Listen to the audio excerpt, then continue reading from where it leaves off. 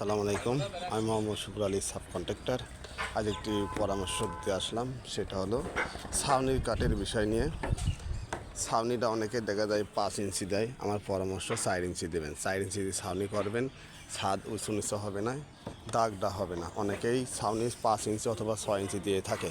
এই ছাউনি এভাবে 4 ইঞ্চি দেবেন। 4 ইঞ্চি দিলে ছাদ কখনো দাববে না, উঁচু নিচু হবে না, ছাদের কাঠও দেখা যাবে না। এই জন্য 4 ইঞ্চি কাঠের ছাউনিটা দেবেন। অনেকেই ভুল করে থাকে, এগুলো 6 ইঞ্চি ছাউনি দেওয়া যাবে না কখনোই। 4 ইঞ্চি ছাউনি দিয়ে কাজ করতে হবে। দেখতে পাচ্ছেন সম্পূর্ণ 4 ইঞ্চি ছাউনি দেওয়া আছে। এভাবে 4 ইঞ্চি ছাউনি দিয়ে আপনারা গাছ নিয়ে ছাউনি করবেন, তারই কাজটি সবচেয়ে ভালো হবে।